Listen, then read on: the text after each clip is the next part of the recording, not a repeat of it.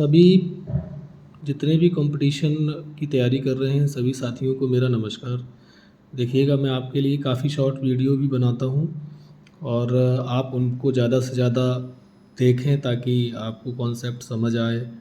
और यहाँ पर भी आपको कोई दिक्कत है तो आप कमेंट बॉक्स में अपनी मैथ्स की जितनी भी प्रॉब्लम्स हैं वो मेरे साथ शेयर कर सकते हैं।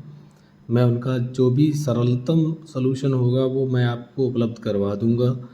तो आप ज़्यादा से ज़्यादा मेरे चैनल को शेयर करें, सब्सक्राइब करें और लाइक करें। देखिएगा, आज क्वेश्चन मैं लेके आया हूँ। यदि किसी वस्तु मतलब जो है ये एक फार्मूला है जिस पर एक ही फार्मूले पर बेस्ड कई तरीके के क्वेश्चन आते हैं, तो आज इनको हम सॉल्व करेंगे। यदि किसी वस्तु की कीमत 30% बढ़ा दी जाए एवं बढ़ी हुई कीमत पर 20% की छूट दी जाए तो इस सौदे में कुल प्रतिशत लाभ या हानि क्या होगी। देखिए, इसमें दो तरीके के प्रतिशत देंगे, या तो कभी प्रतिशत बढ़ाएगा, दोनों बढ़ा देगा, या कभी दोनों कम कर देगा, या कभी एक बढ़ाएगा और एक कम कर देगा। तो ऐसी कंडीशन में हमको केवल एक फार्मूला ही ध्यान रखना है। एक फार्मूला कैसे ध्यान रखना है कि ये फार्मूला होता है x प्लस माइनस बाई और plus minus X Y upon 100। अब एक को मान लीजिए ये भी प्लस माइनस में ही होगा। ये फार्मूला है, इसका हमें यूज कैसे करना है। अब देखिएगा, सवाल में दिया हुआ है यदि किसी वस्तु की 30 की कीमत 30% बढ़ा दी जाए तो हम क्या करेंगे, यहाँ पर x पहला मानेंगे 30%, यानी कि हमारा प्लस हो गया 30%। फिर इसकी कीमत बढ़ी हुई कीमत में 20% की छूट दी जाए। अब क्या हो गया, छूट मतलब होता है माइनस करना, तो ये माइनस हो जाएगी हमारी, माइनस हो जाएगी कितनी, 20%। अब यहाँ पर प्लस और माइनस क्या होता है, माइनस होता है, तो माइनस लगा देंगे, प्लस माइनस माइनस। ठीक है, इन्हीं के आधार पर चलेंगे हम आगे। तो ये हो जाएगा 30 गुणे 20 बटे कितना है, 100। ठीक है, अब यहाँ पर इसको घटा देंगे तो यहाँ पर 30 में से 20 गया, कितना बचा हमारा, 10 बचेगा। ठीक है, आगे सवाल करते हैं। 30 में से 20 गया, हमारा 10 बचा, 10 और माइनस का निशान है, 2 जीरो से ये 2 जीरो कैंसिल हो जाएंगे, माइनस 3 दूनी कितना है, 6। ठीक है, आगे देखिएगा, अब 10 में से 6 गया, कितना आया, 4%। अब हम कैसे तय करें कि वृद्धि हुई है या हानि हुई है। यदि प्लस में आंसर आता है तो हमारी होगी वृद्धि, और यदि माइनस में आंसर आता है तो हमारी होगी कमी। ठीक है, इतना हमें ध्यान रखना है।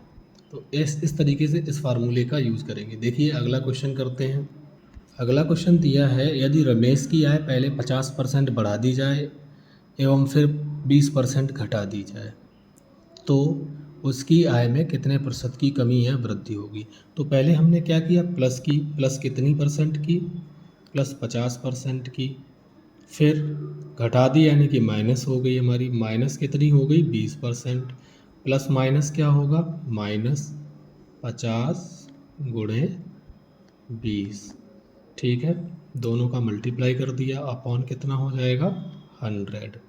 अब क्या करेंगे, इसको आगे सॉल्व करेंगे तो यहाँ पर बचेगा कितना, 50 में से 20 गया, बचा 30। अब माइनस है तो माइनस लगा लीजिए, एक जीरो से ये जीरो गया, एक जीरो से ये जीरो गया, 5 दूनी 10%, ये कितना आया, 10%। इसको इसमें से घटा देंगे तो हमारा बचेगा कितना, 20%। प्लस में आ रहा है तो हमारी होगी वृद्धि, यदि माइनस में आता तो हमारी हो जाती कमी। आइए अगला क्वेश्चन देखते हैं। अगला क्वेश्चन है 20% 30% दो क्रमागत बट्टे के समतुल्य बट्टा ज्ञात कीजिए। अब यहाँ पर बट्टा मतलब छूट होता है। अब छूट हुई तो यानी कि माइनस हुई, किसी भी कीमत में अगर छूट देते हैं तो वो माइनस होती है। तो ये माइनस का हो जाएगा 20% और ये माइनस का हो जाएगा 30%। अब माइनस माइनस क्या होता है, प्लस, तो हम प्लस कर देंगे, ये हो जाएगा 20 इंटू 30/100 ये हो जाएगा। अब हम माइनस का 20 और माइनस का 30 हो जाएगा माइनस का 50। इससे एक जीरो से ये जीरो कटा, इस जीरो से ये जीरो कटा, तो 2 3 कितना हो जाएगा प्लस का 6। ठीक है, अब आंसर किस में आ रहा है हमारा, देखिएगा माइनस का 50 है और प्लस का 6 है, तो हम घटाएंगे तो हमारा आंसर आएगा माइनस में। कितना माइनस में आएगा, 44%। तो 44% की क्या होगी यहाँ पर, कमी होगी। हाँ, 44% हमारा डिस्काउंट हो जाएगा। समतुल्य बट्टा कितना हो जाएगा, 44%। ठीक है, आइए अगले क्वेश्चन की तरफ देखते हैं।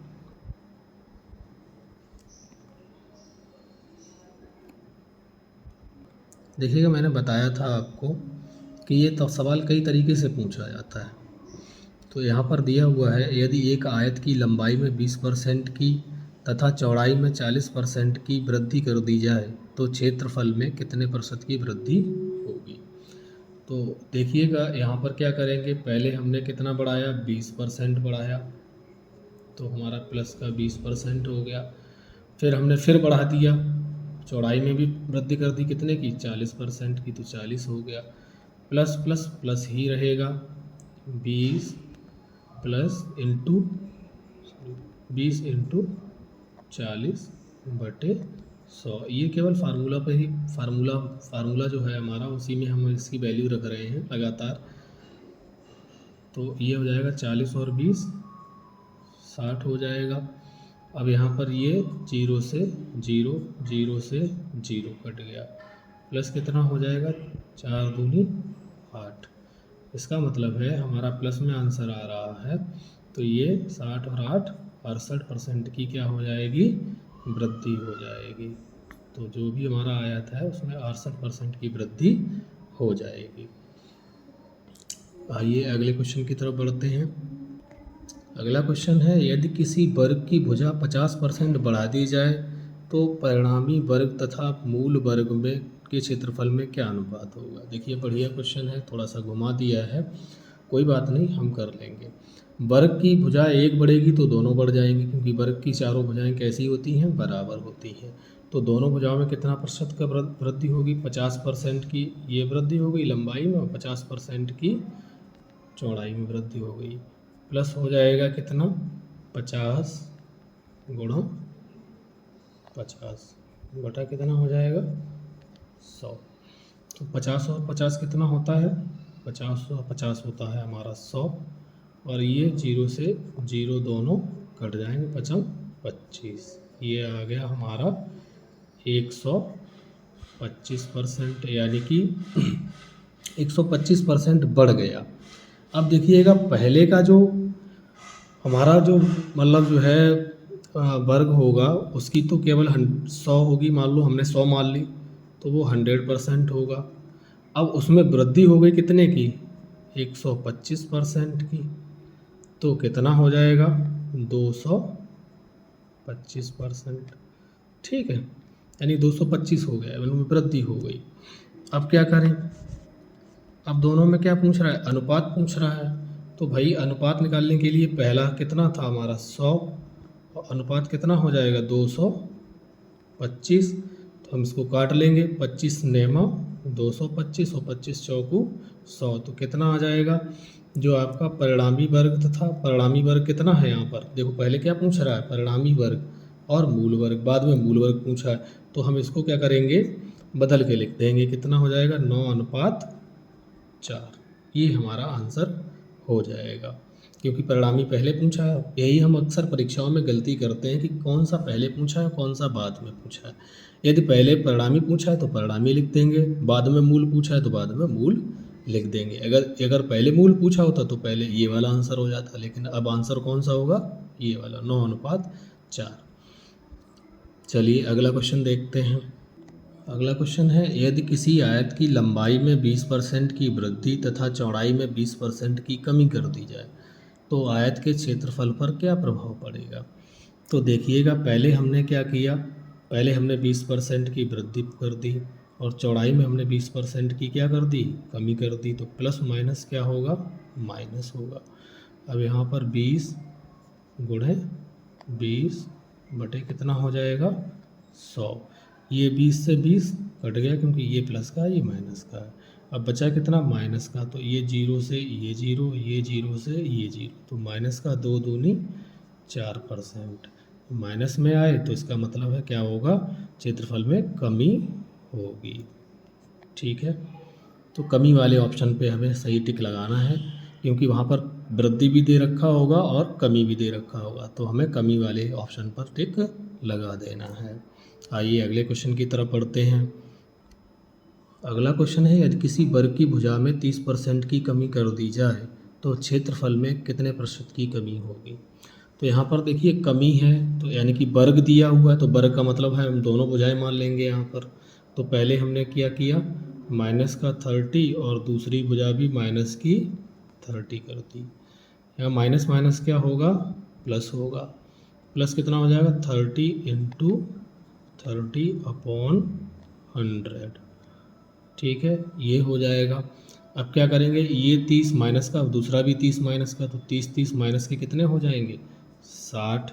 और प्लस का क्या हो जाएगा, ये 0 से ये 0 कटा, ये 0 से ये 0 कटा, तो ये 3 तिया 9 हो जाएगा।